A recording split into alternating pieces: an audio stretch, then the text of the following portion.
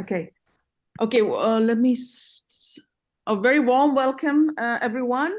Thank you so much for joining, and it's always a pleasure to see everyone joining us from so many different countries. Of course, we are very proud to have people from around the world. We did start it as a local group, but mashallah, we have a very diverse audience. So TEFL Kuwait, as you all know, we started it during COVID times, and we wanted people to connect, communicate, and our main objective is to offer professional opportunities, development opportunities, not only to our Kuwaiti audience, not only to our regional audience, but to everyone.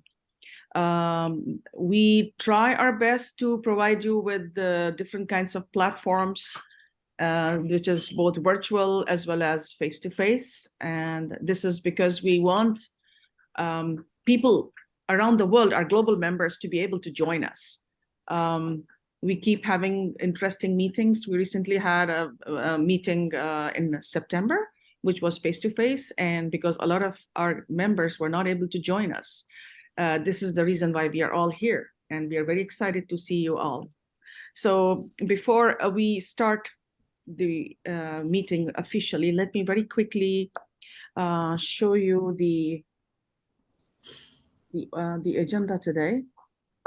So we will start, of course, with my welcome address, and then we have Miss Allison, who is the president-elect. She will talk about the SIGs. Allison, can you say hi from there? You can hi, everybody. Can't wait to talk to you all in a few minutes. Yes, and we have Dr. Anastasia Khawaja and Ms. Khanda Kuti, who are conference chairs. They will give you some spring conference updates. We have some membership updates from Ms. Tasneem Dalal and Ms. Shannon, membership chairs. And we will have some time for fellowship if we can manage.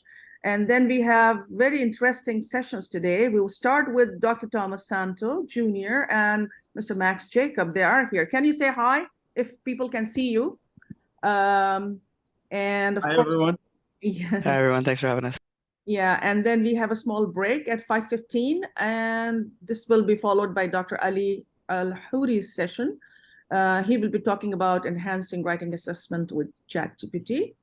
We have a short break soon after, and we will have a very special student session. And we are very excited actually about this session. We have students today on our panel, and they will be talking about a very special topic, which is very dear to us because we really want to explore what they want to share with us, which is social clubs and academics, which will be followed, of course, with Dr. Deborah Healy, who will talk about culturally responsive teaching. We will conclude around 8 p.m.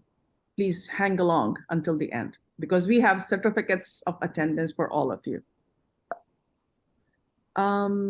Yeah, so of course I am let me introduce myself. So I am the president of TEFL Kuwait, Allison, president-elect, and I, and of course Sandra Stein, who is not with us right now on the board. The three of us started this group together, very, very passionate about trying to help our educator colleagues.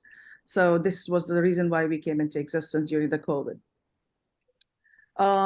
Let me quickly talk about, because I have limited time, I don't want to take too much of time.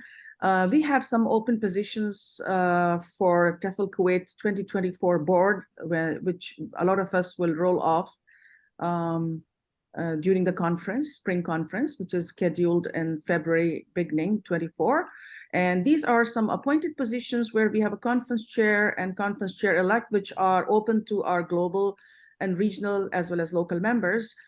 We have a webmaster and technical advisor position, which is only open to local residents because we need to maintain our website and we need to talk to a person who is available locally. We also need a media and PR manager, again, local residents, a newsletter editor, which is a global position open to global members as well. Then we have elected positions, president-elect, only open to local residents since it's a local affiliate. It's an ITFL associate.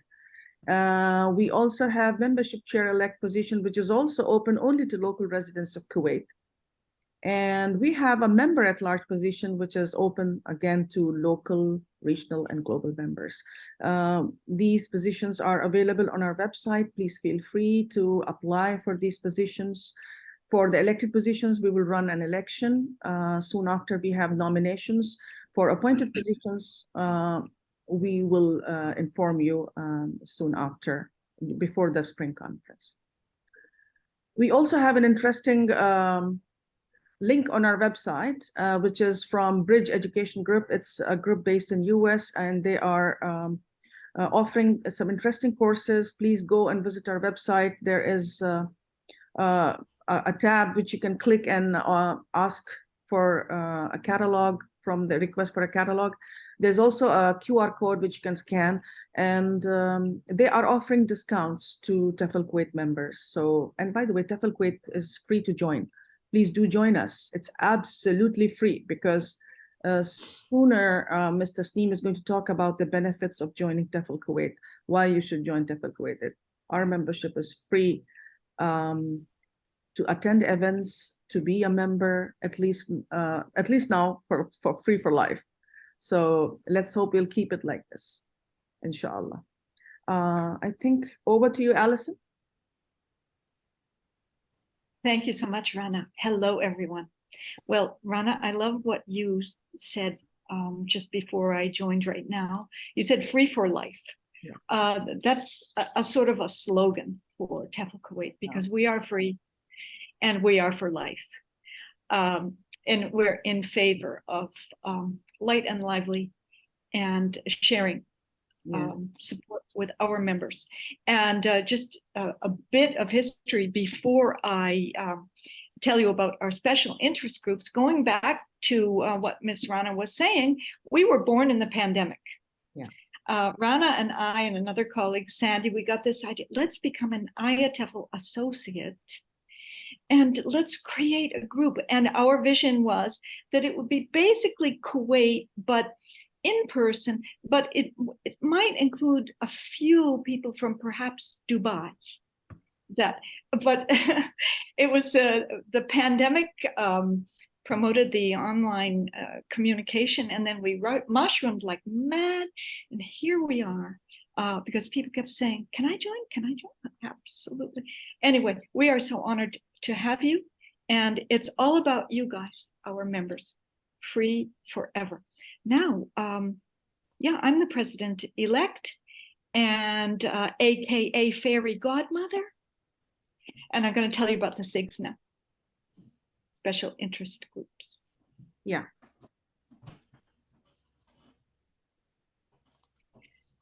When we first started, we thought, well, maybe with luck, we might have maybe up to 3 special interest groups.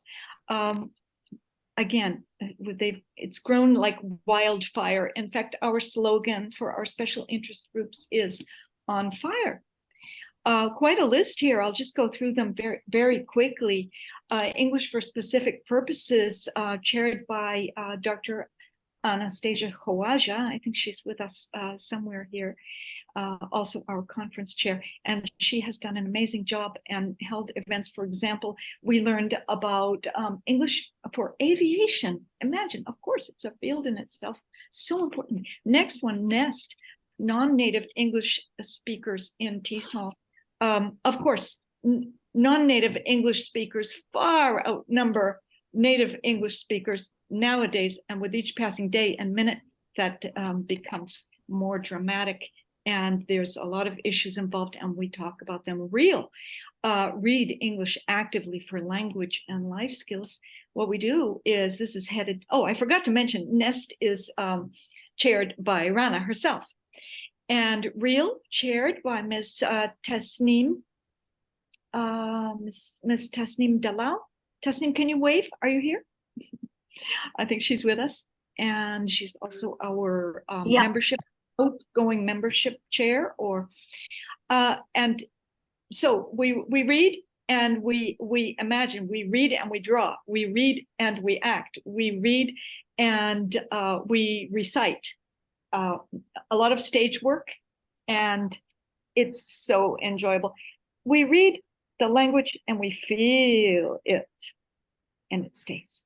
Special education, chaired by Mr. Tom Santo, who's right here with us. Hi, Tom.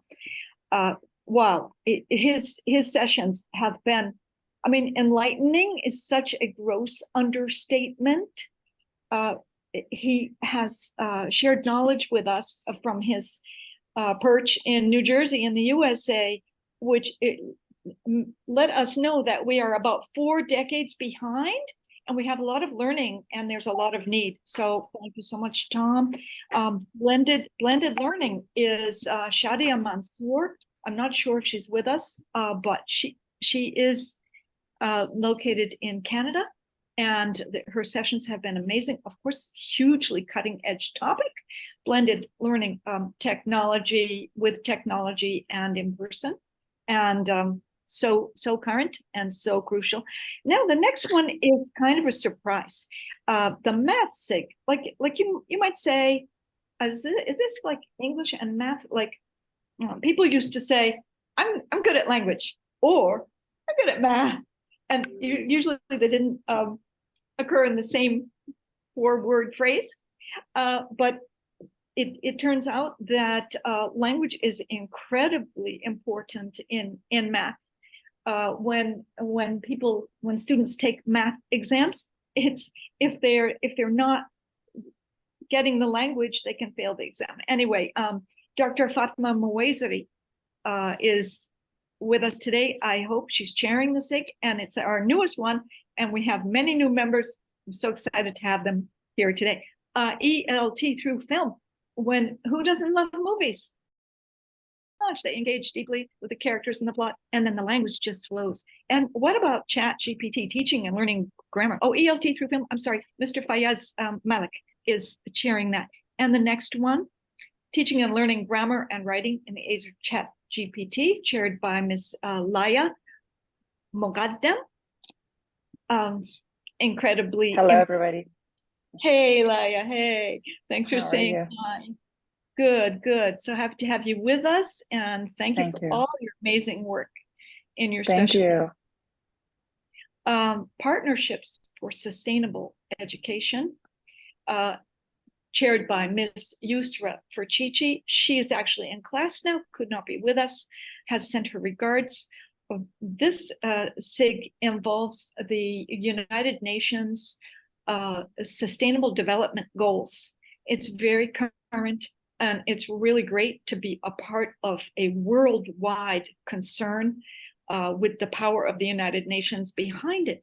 And now this is kind of our flagship news, and that is the Student Special Interest Group. Now we have a couple of students with us today, Mona, Hura, and Faisal. Are you with us? Could you wave or?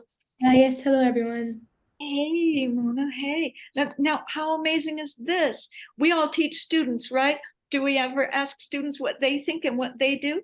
Well, yes, we do. And here they are.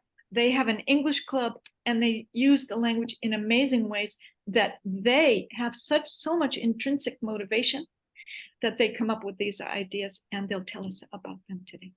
So that's it for me. Thank you very much, everyone.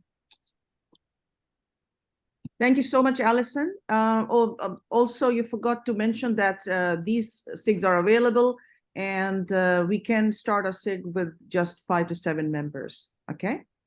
Right.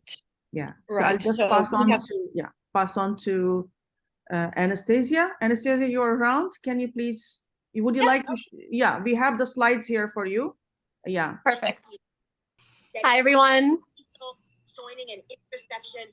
Hope you are all doing well. This is an amazing gathering on this fine Saturday. Good morning, good afternoon, good evening, wherever in the world you are, right? Because we can be everywhere globally thanks to Zoom. I am the conference chair for 2023-2024, and I want to give you just a couple of updates for our upcoming spring conference. It is on it is February 9th, which is going to be a virtual day, and the 10th, which is our face-to-face day at KCST. I don't remember what KCST meant. Rana, can you help me? It's Kuwait College for Science and Technology. Thank you. Yes, exactly. There were over 80 proposals submitted, so thank you everybody who submitted. There were 44 virtual and 36 who were face-to-face, and we have engaging plenary and featured speakers for both of the days. The event is free and registration will be on the website very soon.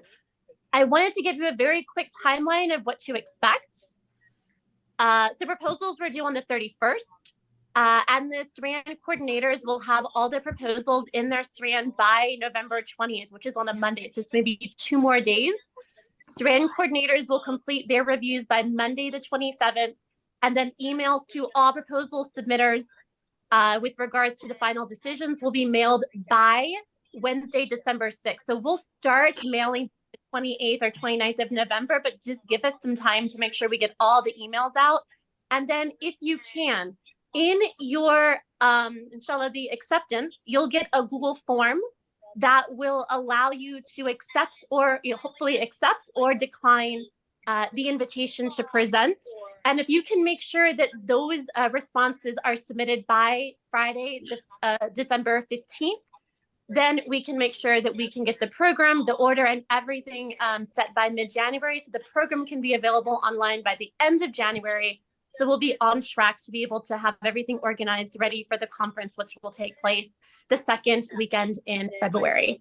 So that is it for me. Thank you all so much for submitting, and I look forward to an amazing symposium this afternoon with all of you. Rana, thank you so much. Back to you. Thank you so much for that, Anastasia. And now it's over to Tasneem, who will be handing over some membership updates to us and talking about some benefits of joining TEFL Kuwait. Tasneem and Shannon, are you around? Yes. Okay. Hi, everyone. As you have already heard that TEFL Kuwait is just 3 years old, but we have achieved a lot. I'm proud to say that. Why do people join TEFL Kuwait? It just makes me feel proud to say that why people want to join TEFL Kuwait and why we want you all to join TEFL Kuwait. Because we provide the opportunity to both members and non-members to enhance their growth. As you have heard from Ms. Allison, we have 11 SIGs. The SIGs gives you an opportunity to be with people who are like-minded and collaborate and do events or organize meetings, and that we can and others can learn from it. Then we cover a wide range of topics to cover. I would like to show you the graph how well we have grown in past few years. Like when we started in 2021, we started with 429 members. Then 2022, we went to 758 members. And this is like, I would say in our fall, when we had the fall conference, we were 1,205. That conference was a hit. After that conference, we had around 1,258 members. So you can see around 50 members in that conference itself, we had it. And the other reason why we advise you to join TEFL Kuwait is we are associated with IATEFL. We are the, this is the link directly. Where can you join? You just visit our website and there you will see TEFL Kuwait. Easy steps, nothing to worry about. Just click on join us and you will be there with us. Along with that, we have to tell you that we are the IATEFL associate. Now, being IATEFL associate, you be a member of TEFL Kuwait, you have many benefits to be a member of IATEFL also. IATEFL. Yes, because if you're a member of TEFL Kuwait, you get a discount for IATEFL, which is a huge discount. Trust me, because I myself have become a member of IATEFL because of TEFL Kuwait membership, and that membership is worth it. Again, that you will find the offer information on the site. So please do visit our site. Secondly, and before I end, I would just like to thank each and every one, because without you, it was impossible for us to organize all these events and reach our success. Our success story doesn't end here. We still have lots to achieve and we need your cooperation. So just be with us, support us, and join us. Thank you. Thank you so much for that, Tasneem. We you. still have 5 minutes. I will hand over now to Shannon, who is the host today for us. Shannon, are you around? Yes, I'm here. Yeah. I believe now we have a time of fellowship. Is that right? From 4:20 to 4:30? Yes. Okay. So this is a good time to get to know each other, to spur each other on to new topics and explore new frontiers together.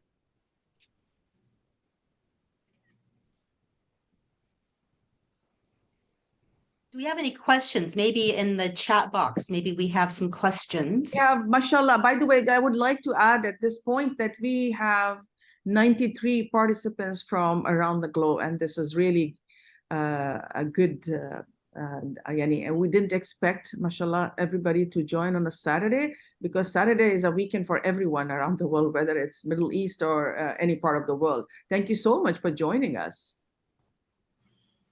And just keep an eye on people who are trying to enter, because I might not see some of them. Some people have been texting me that they were unable to join. So please do keep a check on people who are trying to join. So we have an amazing line of speakers today. With Thomas Santo and Max Jacob, who are going next.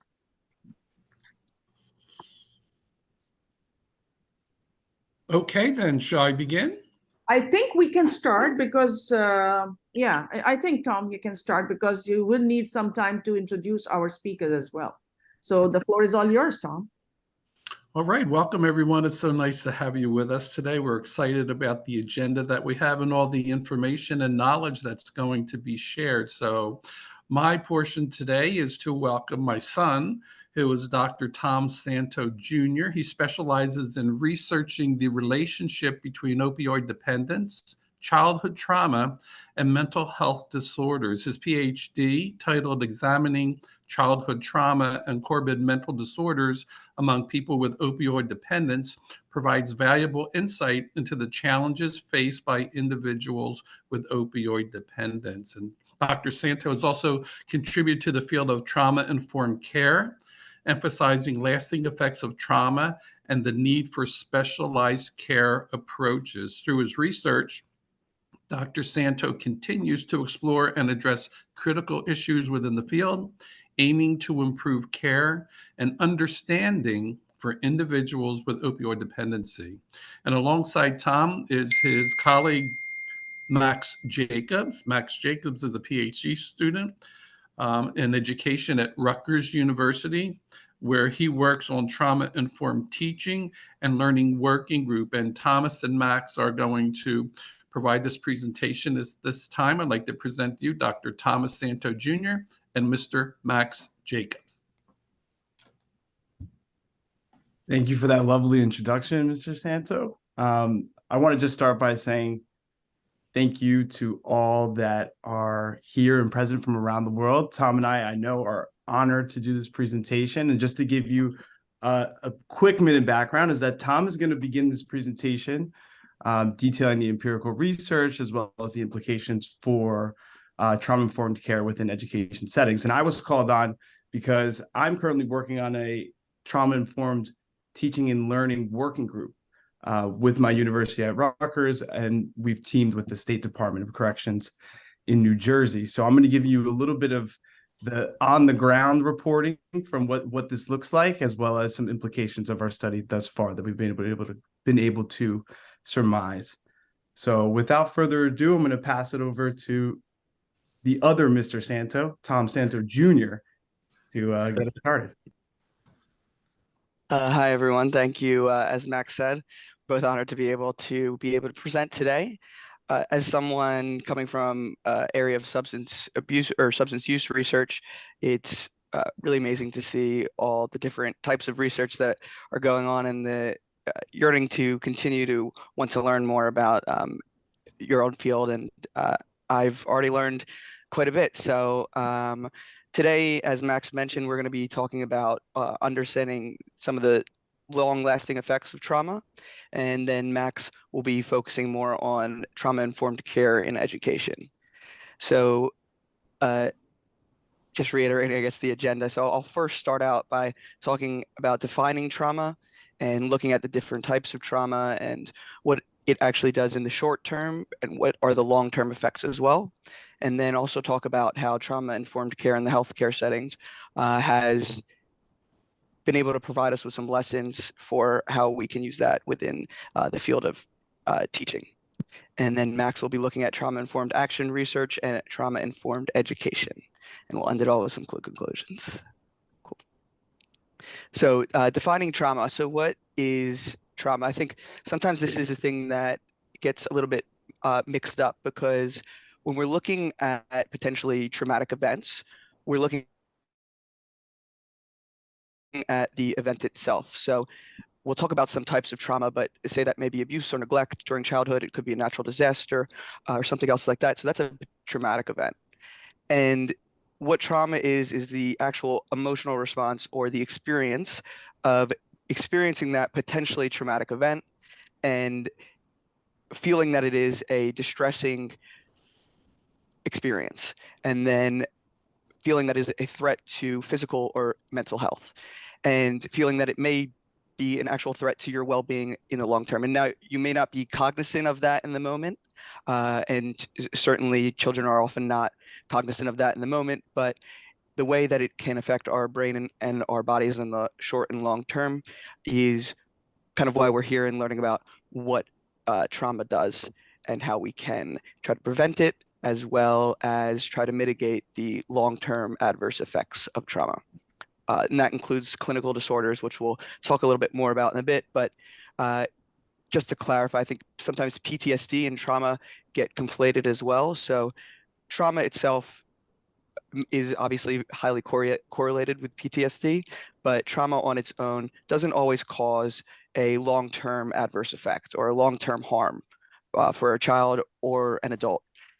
However, it can, and we'll go into that in just a moment. So first, just looking at the prevalence. So I think one of the misconceptions is how often people experience trauma, and that it's a very, I guess, rare thing. And one of the studies that I did that I'm presenting on in the slide here. So we looked at the prevalence of trauma and different types of abuse during childhood in the general population. So that's in the blue. And then we also estimated this among people with opioid dependence. So that is one of the long-term effects of trauma, substance use issues, as well as mental health issues. And we'll talk about more about that in a moment. But you can see here that even among the general population, things like sexual, physical, and emotional abuse, as well as neglect, are experienced quite high. I mean, emotional abuse in the general population estimated around 36%. So it is something that is really, I think, important to look out for, not just in clinical populations or people that present with, say, PTSD, mental disorders, or substance use issues, where I think a lot of the trauma research is currently focused on, but among all of us, essentially. One of the, I think, big things people may have heard about as well is the ACEs study. So that's adverse childhood experiences. And they don't always include certain types of childhood maltreatment, which include abuse or neglect. It also includes different types of experiences during childhood, which may be related to incarceration of a parent, substance abuse issues with a parent, and it can go even beyond that. Sorry. So experiences such as bullying and other, as I mentioned before, natural disasters and other events that may not be traumatic for one person can also be traumatic for another person. And as I mentioned before, it's really about the individual response to it. So how do you interpret that event? And do you find it a threat to your physical or mental health or well-being? So trauma and the brain. So we're not going to go into a whole anatomy lesson of the brain today. However, I think it's important to look at what happens when a child especially experiences trauma, particularly over a long period of time. So the reason why we focus on those different types of trauma, such as abuse and neglect, is because they're prolonged over a long period. So typically this may happen over, for some people, 0 to 18 years over a long period of time, or it may not just happen once, and people may also experience multiple types of trauma. And we often find that they group together. And so what happens when somebody experiences trauma is that their flight response is activated, and this can happen as young as an infant age. And over time, your brain and then your body adapts to how often you're experiencing that stress. And what ends up happening is that you have your amygdala, or your kind of motor for that flight or fright response, really highly activated.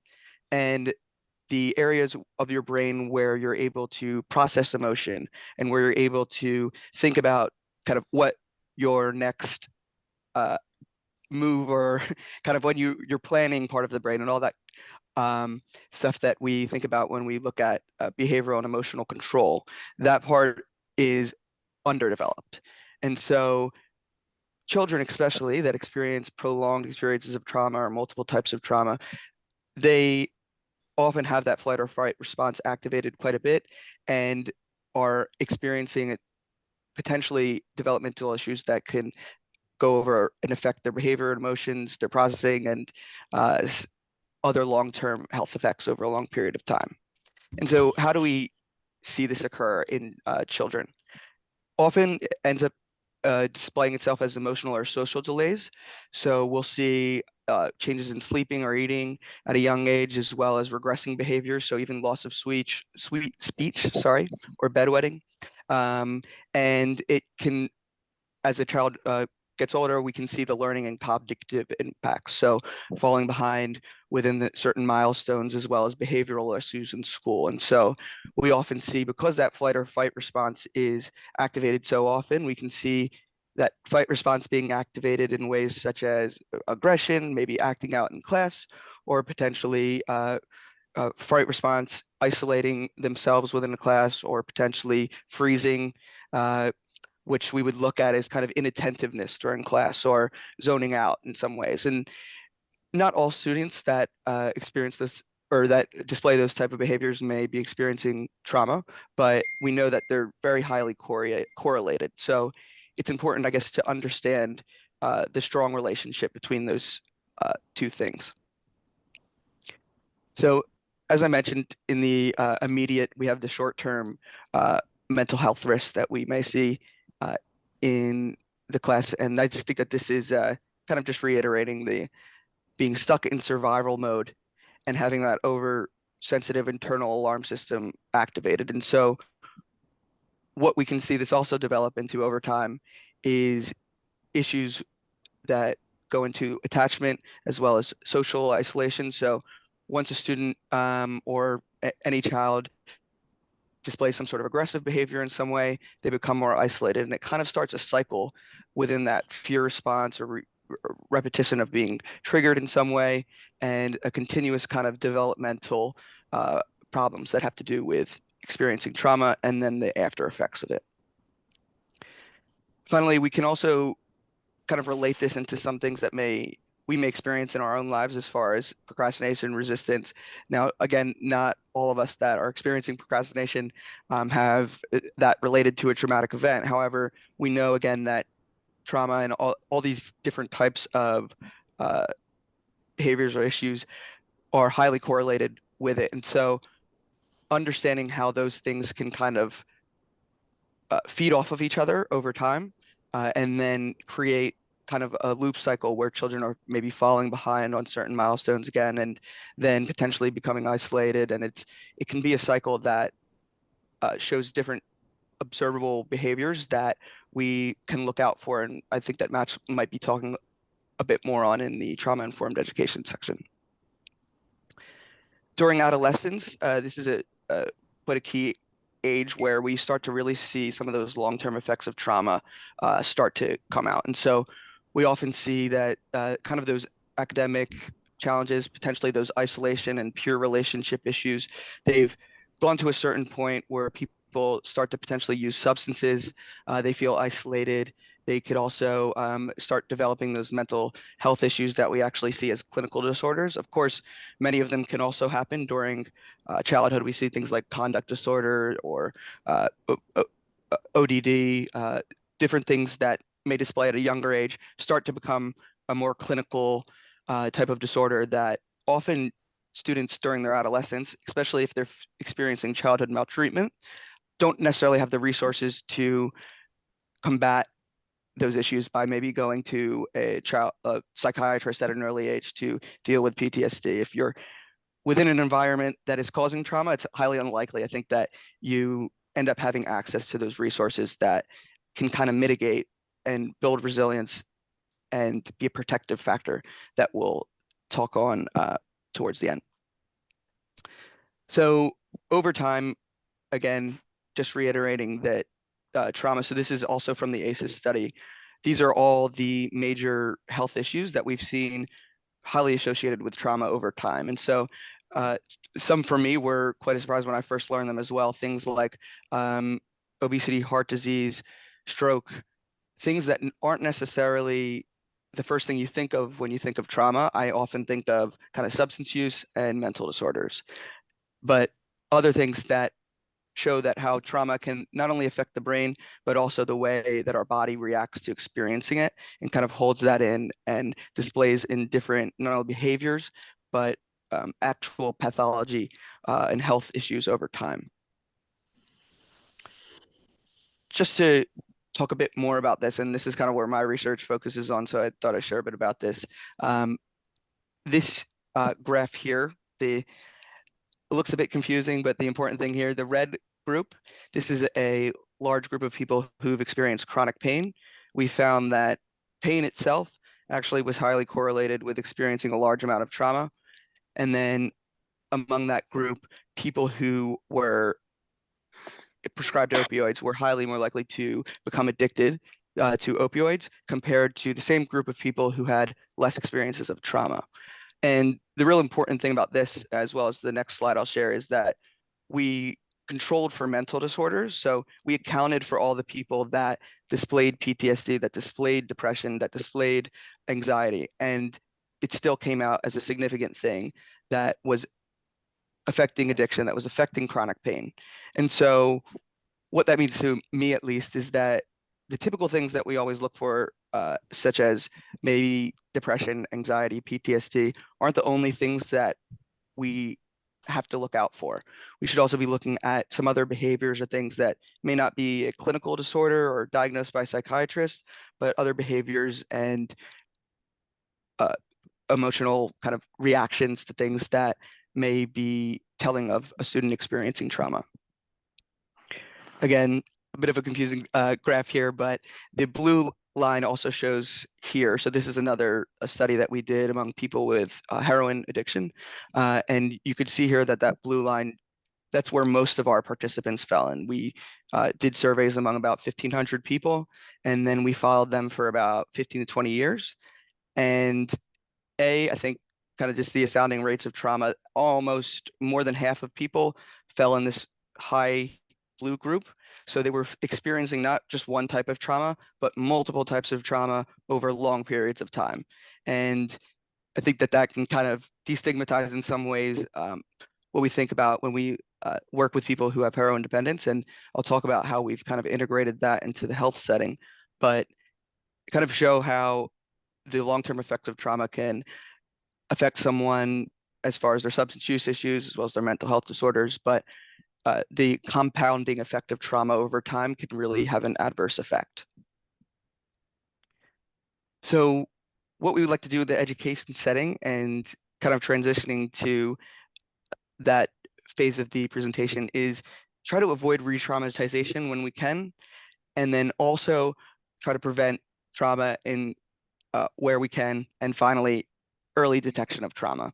So re-traumatization, how we can do this is creating an environment where adult-student interactions are not only lowering the risk of someone being traumatized in the first place, but really helping them have an environment where they feel supported, especially if they've had experiences of trauma in the past with other adults in their lives. So often we're talking about children who've been in a home where they've had an adult that hasn't necessarily treated them in a way that they've had a positive experience with, and it's been an extremely negative experience.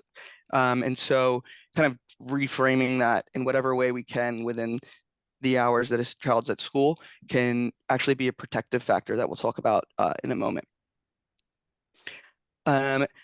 And also one thing, so here's Mr. Santo, my dad. I wanted to put that here because I think when we talk about trauma-informed care, it can sound like a really new or foreign thing.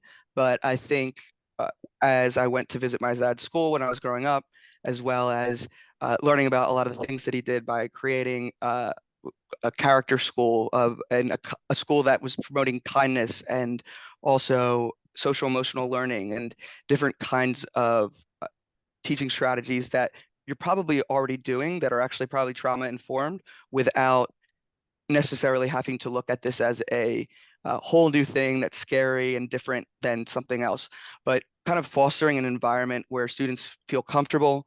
They may not be scared of kind of harsh criticism and discipline, and also kind of recognizing where our patterns may be reactive to their potential manifestations of stress. So understanding that sometimes when students may be acting out or yelling out, that it may have to do with the traumatic event. And that obviously gets a little bit more complicated when you're also trying to get, I'm not a teacher, so I understand that in the classroom that can be a difficult thing to understand on the spot, but creating an environment where we can foster a healthy kind of dealing with behaviors that may be a result of trauma, and then also fostering kind of recognition of the trauma and understanding how we can create a protective environment that builds resilience.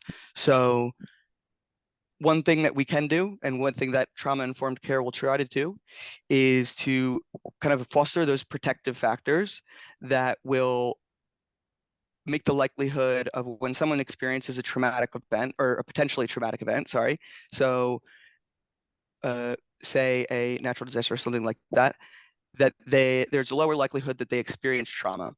Now, we can't always do so much about that, especially when it comes to childhood maltreatment. Of course, when we recognize those early signs of someone experiencing that, it's critical to report that, and that's, I think, kind of a well documented and very kind of there's their own protocols for that.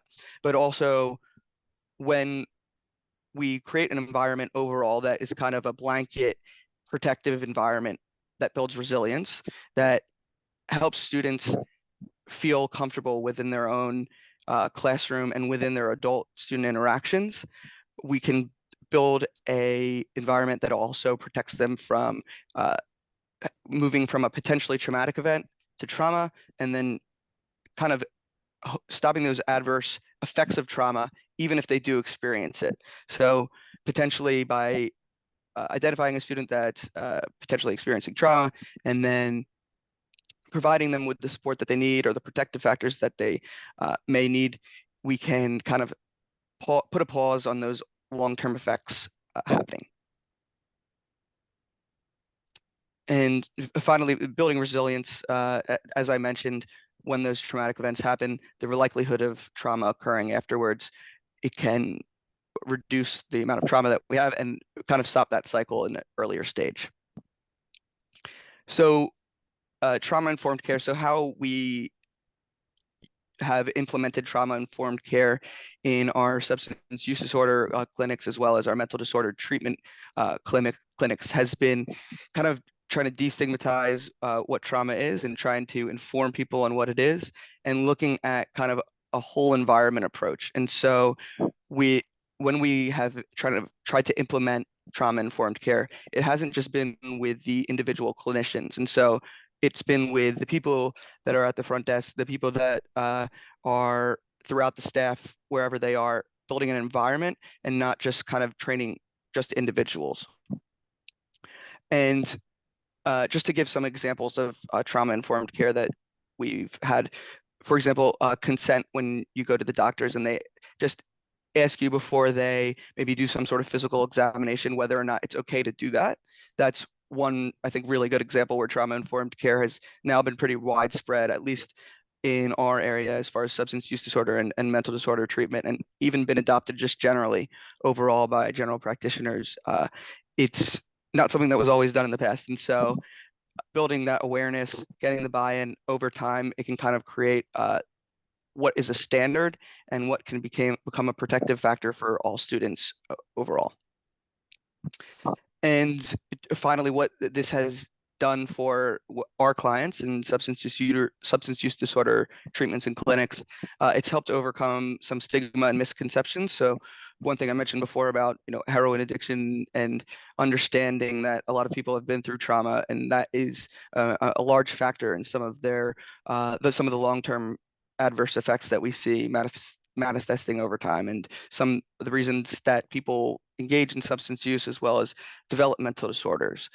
It's also helped address barriers to care. So what a lot of our clients have talked about is because, for example, one example is someone talking about how they had a bad day when they went to the front desk. They have experienced PTSD in the past, and when they've gone to the front desk before at certain places, they've been rejected kind of because what their desire to get help for their substance use disorder comes off as kind of somewhat aggressive sometimes, and it's not always appropriate. And sometimes it's okay to tell that person to, that it's not the appropriate time and that we need to calm down, and there's ways to de-escalate. But often in the past, they were kind of just like moved out by security and said, don't come back here ever again, kind of thing. And at some of our clinics that have implemented trauma-informed care, they've been a little bit more understanding of that, helped create an environment where they now feel it's okay to get help from the mental disorder clinic or substance use disorder clinic, and it's created kind of a lower barrier for care. And again, it's created a larger public awareness and education of trauma, and that kind of transitions into Max's part of the presentation. I'll let you take over from there, and thank you. Oh, cool. So if you could stop sharing the screen, Max will take over from here, Tom. You got it. Tom, thank you very much for that excellent part. The most important part, which is the science part of it. Sorry, let me get to the front. So to transition a bit, take it from the abstract, which Tom's research, I think, gives us not only a language, but a way of seeing just how pervasive childhood trauma is, and ways that professionals can both recognize and work to mitigate its harm. And so the concept of trauma-informed education is something that has taken, I would say, the United States educational research community by storm lately. And on that idea, we at Rutgers University at the Graduate School of Education, based specifically in the Initiative for Education and Justice, we recently created a working group with the New Jersey State Department of Corrections. And we are working specifically with teachers that teach in prisons. And as a result, we're focusing on ways that we can develop trauma-informed educational principles that speak to not only the students' trauma, but also the teacher's trauma, as well as the entire environment itself. Prisons, as the lead researcher has written in our grant applications, they are monuments of trauma. And many of the people, both who work inside them, as well as the people who are sent there, often deal with chronic and intense traumatic events. So to ground our work after we've created the partnership and to move us forward, our group relied on 4 principles. First was racial justice, with an understanding that both schooling in the United States as well as imprisonments are systems of racialized domination. Second, and this gets to the trauma principles that Tom was talking about, is to come up and recognize where trauma shows up and also what it is. And part of our group focused specifically on vicarious trauma, so trauma that's experienced secondhand just by being in a certain place or talking with someone. We then try to develop and really think about ways to build resilience on the ground. Again, this is we're going to see too, it's a repeating principle of trauma-informed education, of this notion of flipping our mind from a deficit model, right? That someone that is struggling, let's say, with trauma, rather to say, how can we build systems that not only address it, but allow the person to create tools to deal and build asset and build up from the trauma rather than looking down from it. And last but not least, and I think most importantly, we based our project on action research. And action research is a way of doing research, specifically in educational research, that has a couple principles. One, the people that you work with are mutual experts. So even if you're coming in from a university setting to a community setting and you're a PhD or you're a professor, the idea is no matter what your credentials are, everyone that's in the group has mutual expertise. Two, the goal is to co-construct knowledge. So rather than coming into the research and laying down the principles of how you think X, Y, or Z is going to happen, you work with your subjects to create co-constructed knowledge around the topic that you're going to do. And third, and most importantly, it's about action. So after you've co-constructed your knowledge, you then want to focus on ways to use that knowledge to either build systems or address issues that came up during the working group. And these were really the three questions that guided the project itself. And we focused on curriculum, teaching strategies, as well as systems to see that ways that we can better address, take that stigma that Tom was talking about off both the teachers and the learners in these settings, but also to build systems so that they can become resilient towards both recognizing their trauma and working through their trauma, hopefully, fingers crossed, in an educative setting. So these were the three questions that guided our work. And from these questions, we split our first phase into two different sections. The first section focused on getting presentations and doing collaborative learning activities on trauma-informed ideas. So one of them being, for example, that we had an activity where we had the teachers identify different stressors that lead to feelings of anxiety or depression.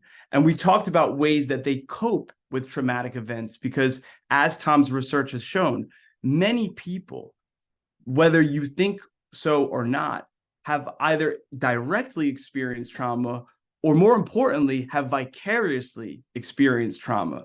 So we tried to create activities where the teachers can work together to identify where those stressors are located. And then most importantly, after we've identified and reflected and defined, we then move to the research phase. And so we split the groups into really 4 different areas of focus for research. The first was on looking at the social context of trauma. So looking at factors of race, gender, class, how those interact with traumatic experiences. Then we had research groups look at mental and physical health writ large, right? So one of the things that they did is I offered Tom's study as an example of trying to figure out and learning new ways that trauma shows up, both in the childhood as well as in the lived experience, whether that be in the classroom or the prison.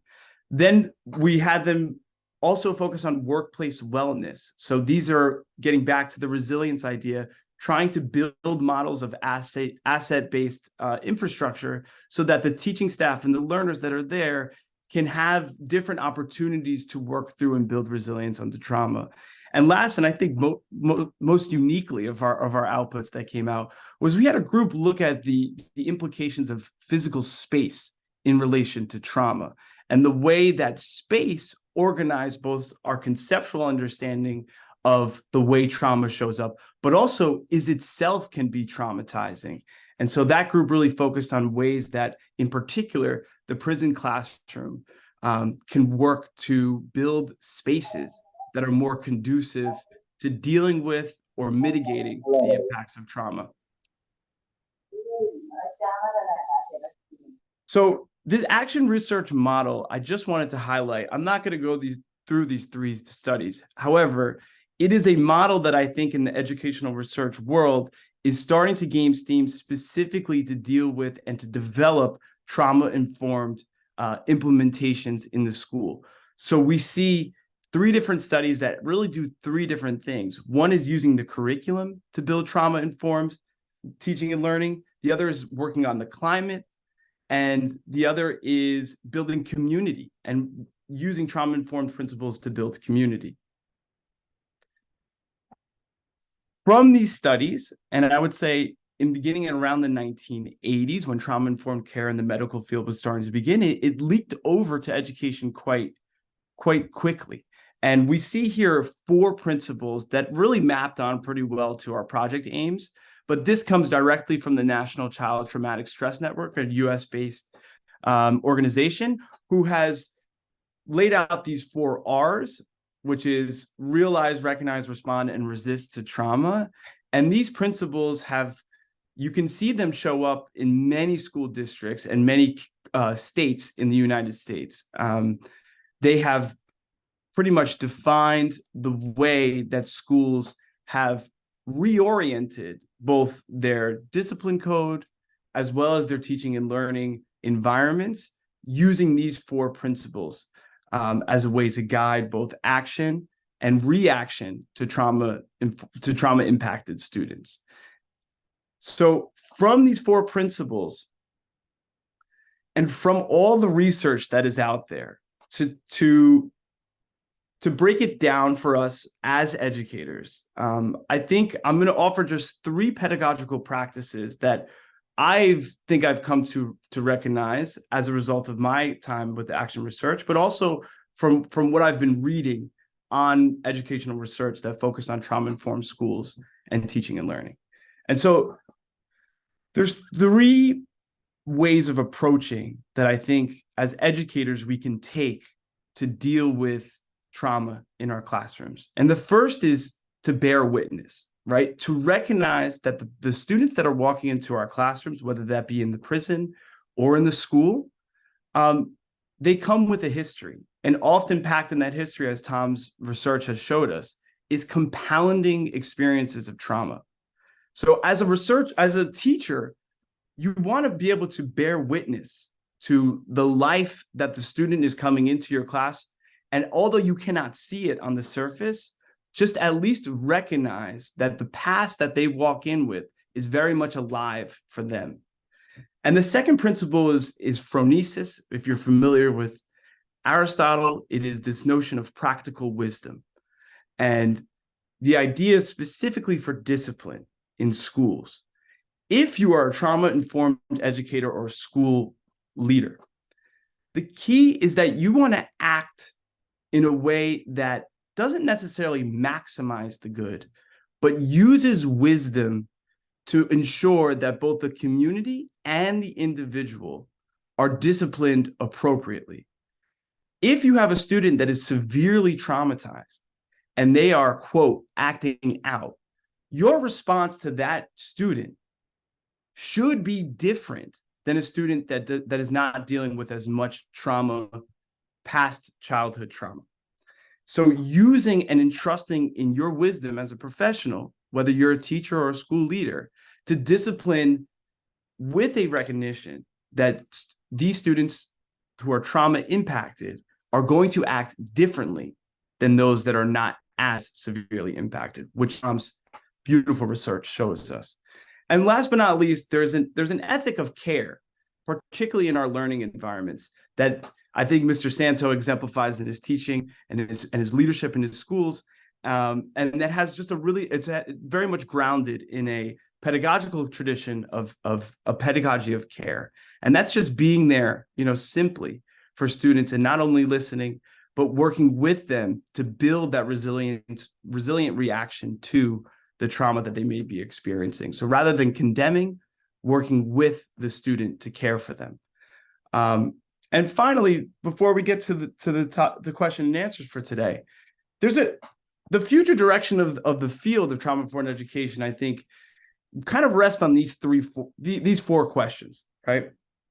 First is, are we really trauma-informed? And I'm saying this particularly for the US educators that might be on the call, because much of this research and interest has been US-centric. And that's not to say that trauma-informed education is not happening across the globe. It most definitely is. However, I think for those of us that are based in the US, many of the review studies have recognized that it tends to be focused specifically on our nation state. And so the future direction that I think we're going to start seeing is cross-cultural studies that are at least that are not just based in US local context. Particularly, this speaks to action research. I think and I hope we're going to start seeing cross-cultural exchange between educators and different ways of developing trauma-informed education. The second is, and this is, I think, a US based, but a phenomena that I think can be traced around the world. And particularly in US settings, there's a metaphor that's captured in educational researchers, and that's the school to prison pipeline. And one of the worries that I think we're starting, or the questions that we're starting to see, is that as we're turning away from that model and encouraging mental health resources and mental health practitioners more into the school, there is a worry that we will move from a criminalization environment to a medicalization environment. And while medicalization on its face is not necessarily a bad thing, it could be argued, another system that will challenge the role of the teacher and the school leader and their authority within it. So just negotiating how we transition and use mental health apparatuses in education, I think, is going to be an ongoing question, particularly for those that are interested in trauma-informed education. And that gets to the third principle, is as you include more and more social workers and people who work, mental health experts in schools, there is a tension between the professional responsibility of the teacher or the school leader, as well as the psychologist, the social worker, and let's say the trauma-informed care person that's most likely going to start taking fold, particularly in US schools. So how those tensions play out between the professionals in the building and the districts will be a very interesting road to see. And last and provocatively, I think we can ask, are schools safe learning environments? Because trauma-informed education requires that we create safe learning environments. But it could be argued that schools inherently are not safe. And that's not just as a physical space, but as an intellectual and an emotional space. Some can argue that in order to be, quote, truly educated, you have to experience resistance. You have to experience unsafety, uncertainty. So how the goals of education play into this move that we're making towards trauma-informed education is going to be really interesting to watch as we move forward. Basically, what will be the nature of schools as I think this trend of trauma-informed education is starting to take fold, not only in the United States, but globally speaking. So that will be a fascinating and I think an interesting question to keep in our minds as we move forward. And with that, I think we're ready to open up with questions. And I just want to say thank you to the team at TEFL Kuwait and Mr. Santo and Tom as well. Well, thank you so much, Dr. Santo and Mr. Jacobs, for this enlightening presentation. And now we have a few minutes to invite you to share any questions that you may have. We're so happy to see we have over 100 participants joining us today from around the world. So we have, like Max said, this is really a cultural exchange from higher learning straight down to on-the-ground teaching. So let's begin the session with some questions that you may have. Feel free to put them in the chat room, and we'll begin that question and answer session. To start with, one of them, question that has come to the forefront is, do you find that strategies and treatments for dealing with older teens are the same as childhood development? So I'll take that one, Max.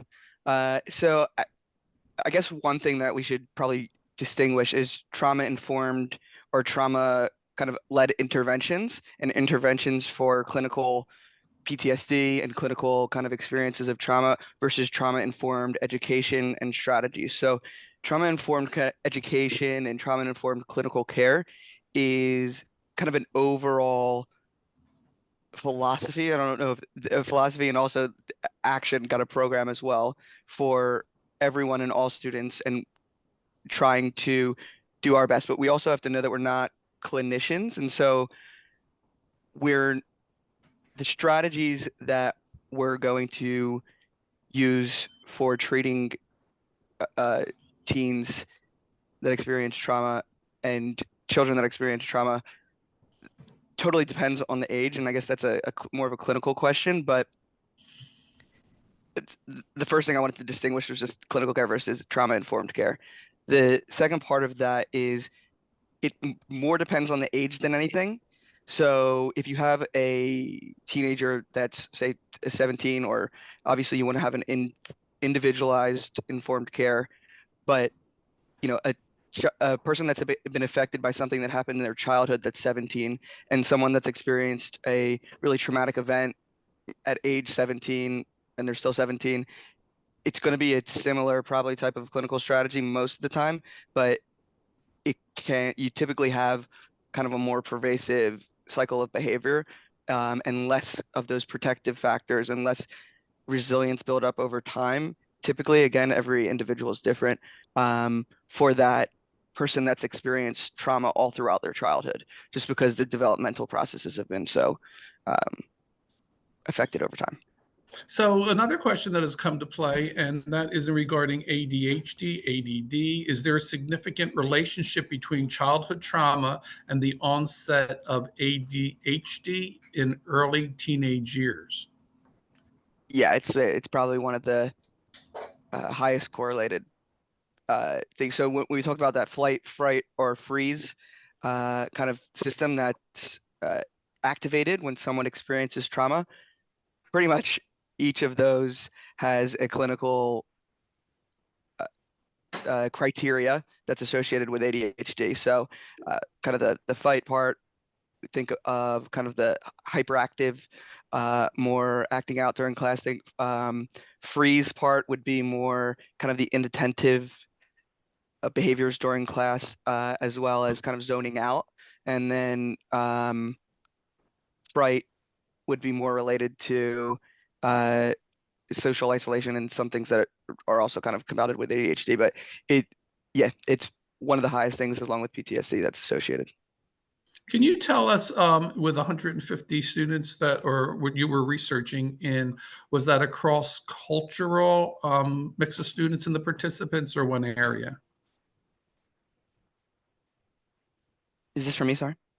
Either or. Tom, I think that's you. I think referring to the study. So sorry, it was okay. Yep. So it was 1,500 people. Sorry, 1,500 1,500. Yeah, and it was all people within Sydney, Australia.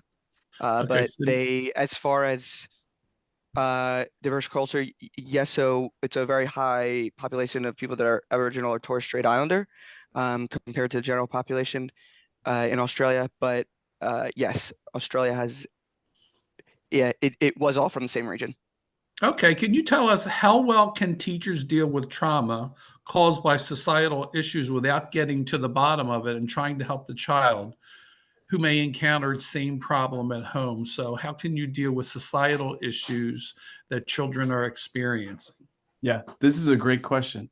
And I think it requires a twofold response. So first, I think it is important to reiterate what Tom said, is that we, especially as teachers, are not clinicians. And so the diagnosis of the issue should be left to the professionals who are trained in diagnosing trauma, PTSD in particular. But what we can do as teachers is we can create environments within our classrooms that are conducive both to dealing with and creating systems to build resilience towards trauma, but most importantly, too, creating a space that allows for students to talk about what's going on in the world. Anybody that that is on this call has most likely has seen what's going on in the world right now, and much of the events that are going on are trauma-inducing, especially for students who have experienced violence. And so our job, I think, as teachers is to focus on what we can control, and what we can specifically control is our classroom and the environments, both the physical and the social emotional environments that we create, and to allow that creation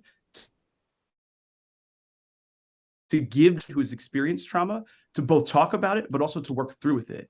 And you as an educator, I think, can just become more aware of how trauma shows up, but also looking at like Tom's research as well, how we can implement trauma-informed care for when that does happen. So focusing both on the creation of the environment, but also enacting that ethic of care, I think is the best thing that we can do. Obviously, as teachers, we cannot control what goes on in the world, nor can we control what goes on in the home, but we can control what goes on in the classroom. Yeah, and I'd like to add to that, even though I'm not a presenter, after 41 years in education and 21 years as the building principal and nationally recognized for social emotional learning in the school setting, typically when you address this issue, like Max and Tommy were sharing, is that you increase achievement because there's not interruptions to the instructional process. It's a safe learning environment. And at the same time, there are minimal destructions behaviorally where students act out because they do feel they have a trust factor in working with the adults in the building. So if you are proactive and intentional in addressing this issue with students and make it an intentional, proactive move on your part as adult educators, this issue can be addressed in a safe manner through trust. And the next question comes to play and trust with parents. So parents' involvement is an important part. And this question brings to light, what is the role of the teacher in co-regulation of plans and working with students with parents in a school setting? Yeah, another fantastic question. Tom, did you want to take this? I'm happy to do it though. I think we both can take it. Let's So do it. first, I just think for the childhood abuse and neglect part, I think it's probably pretty important that depending on the country and what departments that they have as far as abuse and neglect goes, I don't know if we can really, like, that's important to report it, follow the steps that we have as far as, you know, follow that to the T and not try to potentially get involved. That needs to be kind of dealt with as its own thing. So, however, when we have students that may have experienced trauma in the past and have people that can bullying, for example, I think was brought up before.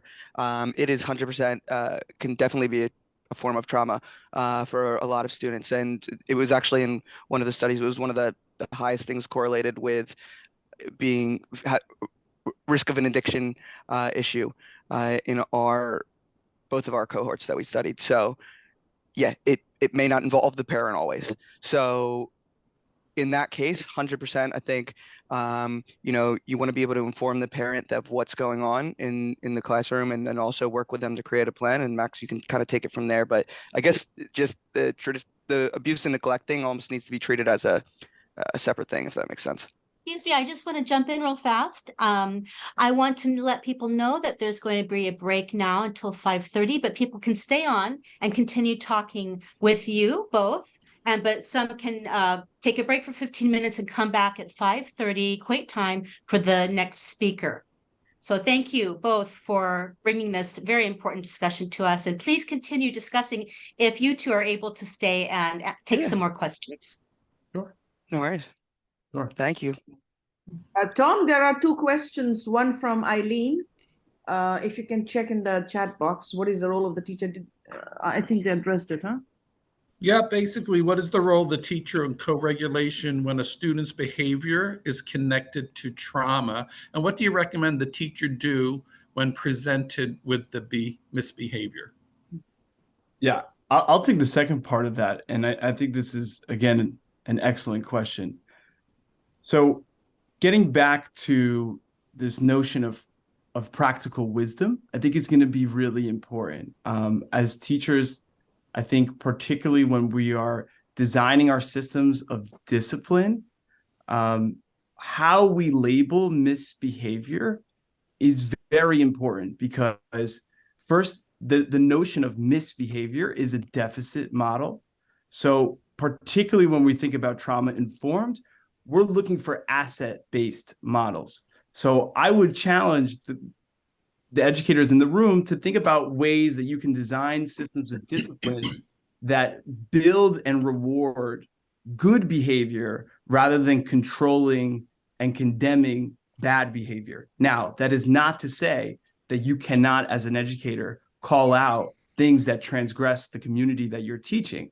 But it does mean that the system that you enact should try to focus more on building a positive rapport and creating an environment that rewards rather than creating an environment that takes away and that condemns. Because as Tom's research has shown, that often can lead to re-traumatization. And to the notion of trauma-informed education, we want to build environments that do not re-traumatize. So even labeling behavior as misbehavior can lead us down that road. So we really, the task of trauma-informed education is to really reorient how we approach school discipline writ large. And again, sorry to interrupt, but I would like to add as a building principal working with students that it's so very important for teachers to be practitioner friendly, speak the age appropriate vocabulary with students that they understand and can build relationships. So within the school setting, it's not only academia that's important, it's also the peer relationships and the humanity of the school environment. So the classroom teacher can easily do that by building trust, by building collaboration, by building small group settings, by building cohorts. And when students begin to work with each other and work with adults in the building, the school becomes a safe environment where they begin to share and to learn, and they become open to becoming vulnerable to answers to bring solutions to the issues that they have. So the teacher's major role is not only teaching and sharing knowledge and wisdom, but it's also addressing issues of the heart. Yeah, and how can sorry. Can I? Yeah, and I'd just like to add on to that, and maybe this is thinking a little bit big, but I think that we ultimately want to have a kind of a trauma-informed society overall, and also have a society that understands the kind of the importance of working together to try to address these issues. And so particularly with, and you mentioned practitioners, but also I think clinicians often have to be a little bit more open to communicating well with schools, so clinical settings, and the more communication that we have between these different areas of treatment. I mean, we have enough problems with it within healthcare overall, but kind of creating a society that has good referrals to clinicians when we do identify that type of trauma and different things like that. I think it's really important as well. Another area of concern is being addressed by this question. How can trauma education be implemented in a sheltered classroom for newly accepted refugee students where language is a barrier?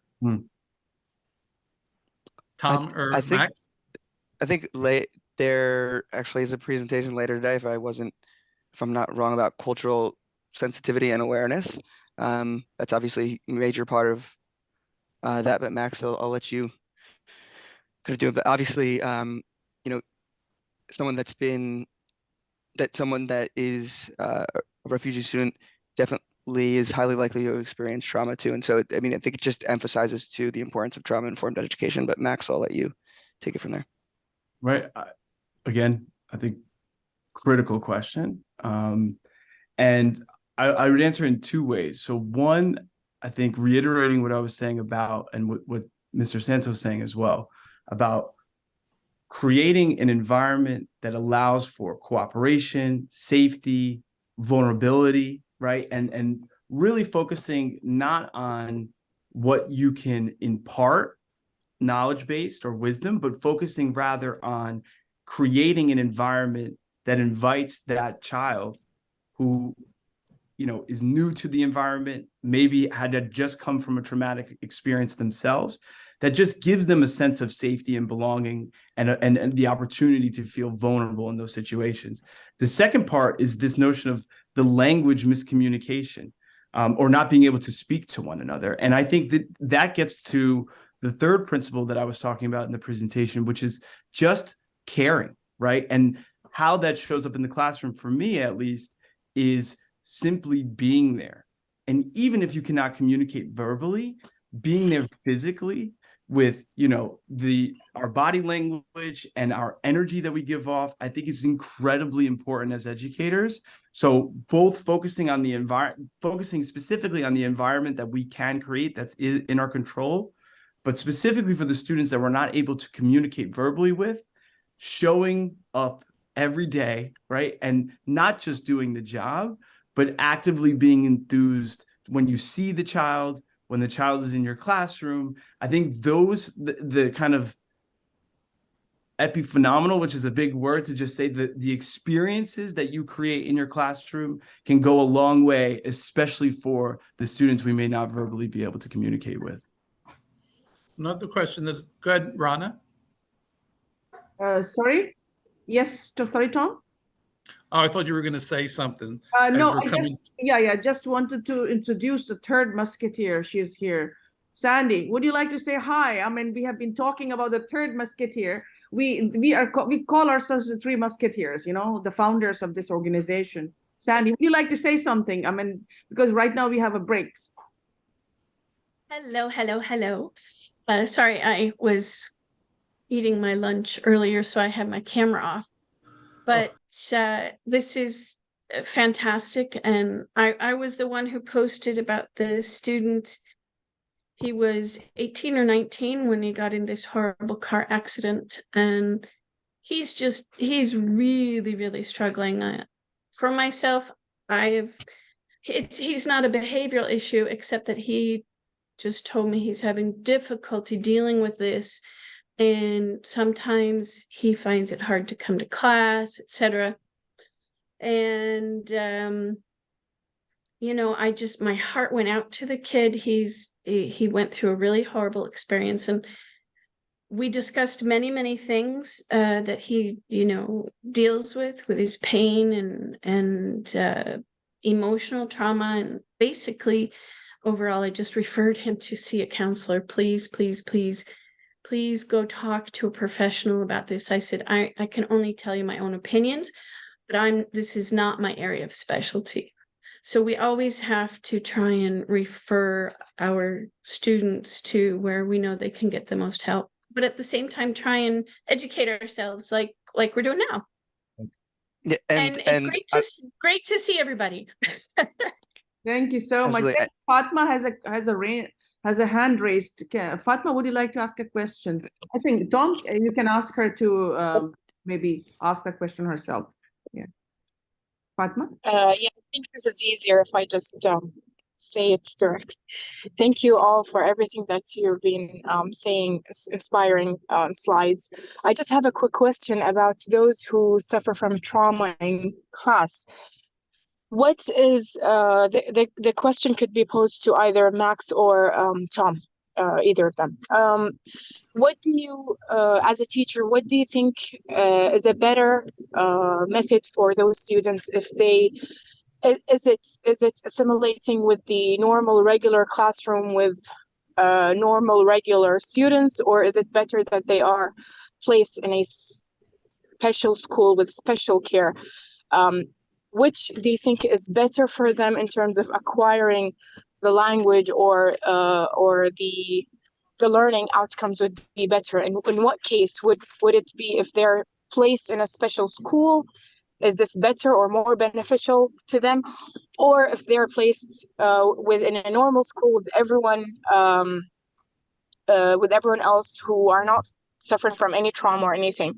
So what do you think is more beneficial for students like this? I'm talking about socially wise, about educationally, about psychologically. So what do you think would be a better solution for this? Because why I'm saying this, because in Kuwait, we used to have special schools for those who have Down syndrome. This could be maybe a different case, but just to get a closer picture of what I'm trying to say. What's happened in the last few years is that the Ministry of Education have decided to close these schools and try to encourage these students to assimilate with the normal students that are not that don't have any problems or disabilities. Some parents have disapproved this decision and said that this is not a good decision. And other parents have said this could be socially and psychologically better for those students, especially when we are running in a technological era of accepting many different disabilities. So in case of those suffering from trauma, do you think is it better if they're isolated in their special care school, or would they be better if they're assimilated in just regular classrooms? Thank you. Max. Yeah. Thank you so much for that question, Fatima. So I think, like all things in education, it depends on the context. Particularly for severely traumatized students, I think you can make an argument that there may be situations where it's better to segregate and isolate those students from the normal population. But I will say, personally, I think, as you're seeing in the Minister of Education in Kuwait, and I think you're seeing this across the globe, really, is a push towards more inclusive, universally designed learning environments. And the way we create those environments is by having everybody in those same rooms. So what I would say to your question is that I think professionally, it's going to require judgment on those who decide whether, and I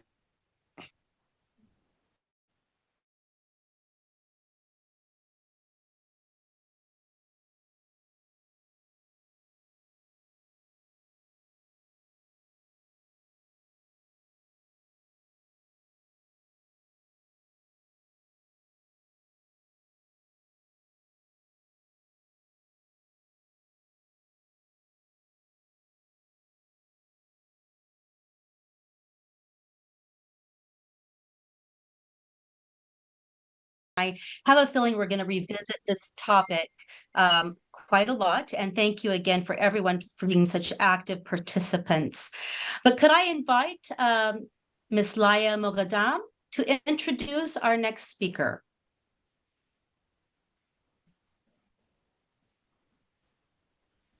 Ms. Laia? Laia, are you around?